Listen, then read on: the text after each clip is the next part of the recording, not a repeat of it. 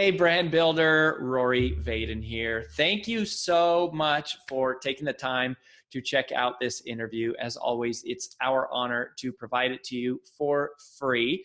And wanted to let you know there's no big sales pitch or anything coming at the end. However, if you are someone who is looking to build and monetize your personal brand, we would love to talk to you and get to know you a little bit and hear about some of your dreams and visions and share with you a little bit about what we're up to see if we might be a fit. So if you're interested in a free strategy call with someone from our team, we would love to hear from you. You can do that at brandbuildersgroup.com/podcall, brandbuildersgroup.com/podcall. We hope to talk to you soon. Do you want to be better at using AI to write copy? Well, I do. And if you happen to be in the category of me and millions of other people all around the world, this would be a worthwhile, quick 10-minute conversation to listen to. So by conversation, I do mean monologue because it's just me talking to the camera. But with that said, still worthwhile content that we're going to be talking about how to get better outputs using ChatGPT. So if you have used ChatGPT to try to help you with content ideation, content creation, emails, landing pages, websites, bios, blogs, show recaps, captions, the list could go on and on. I bet you have experienced some of the following. One would be, it doesn't sound like you at all. Two, it uses verbiage and vernacular that you would never use. It also sounds a little stiff or perhaps a little static or generic, or it feels like you could have read that anywhere else on the planet. It doesn't cater to your avatar. And probably just generally speaking, it doesn't sound like you. It doesn't sound like you. Well, we're going to talk about a few tips that you can start using right now to give ChatGPT better prompts in order to get you better output. So here we go. You ready? I'm ready. Let's do this. Number one, start by training ChatGPT. You can train ChatGPT, and that means you have to teach ChatGPT how to write for you. It has to get to know you, your company, your products, and your avatar. So start with having it create your ideal avatar. So actually start by saying like, please create my ideal customer avatar based on blankety blank, blank, blank. Based on, and this is just an example of mine. Hey, please create me an ideal customer avatar that is a female, age 35 to 45, who is successful in her career, lives in the United States, makes over 6 figures, who is super ambitious and driven, but struggles with feeling not worthy, not enough, feeling invisible. You kind of just go through the process, right? So first of all, you have to know who your avatar is. It cannot make it for you. But what you want to do is you want to have it create your ideal profile by you telling it all of the demographics and psychographics, right? Where do they live? How old are they? What's their industry? What's their socioeconomic status? And then the psychographics, how do they feel? What are their goals? What are they looking for? What are their fears? All the things. But by feeding it into that and having it create your profile, it will remember that as you start giving it new prompts. Or you can just copy and paste that prompt or that output that it gives you and copy and paste it and saying, hey, please create me a landing page for X product that caters to, and then you can copy and paste and insert your ideal profile. But the thing is like the more that you teach it, the more that it remembers.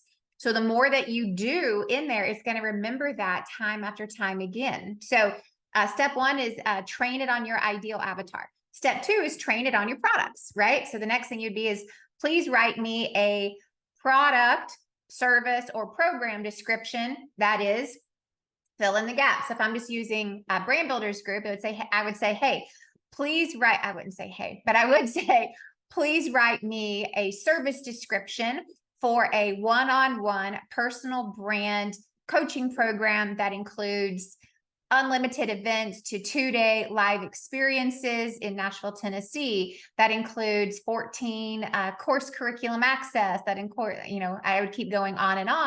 And then it's going to write that. So I'm going to feed it my current descriptions. Now, if you don't have a current, product or service description, it can help you, but it's got to know your avatar, and it's got to know who you are, what it's for.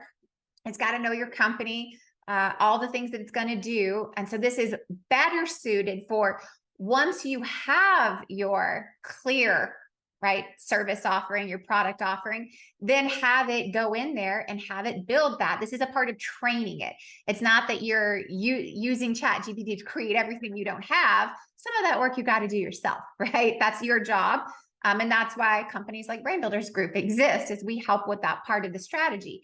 But it's to help feed it into ChatGPT to train it. So it's learning who your avatar is, what your product is all about, or your service is all about.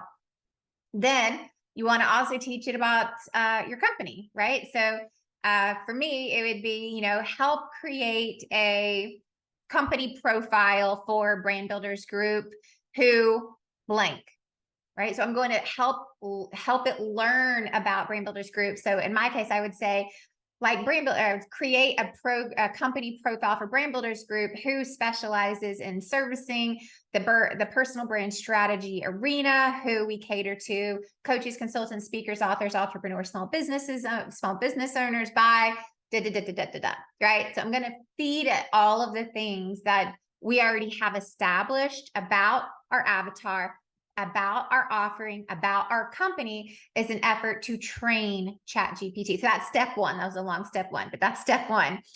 Step two is keep everything in one chat thread so you can build off of each new prompt. That's a quick and easy one. Number two, use prior prompts in your new prompts to get more specific.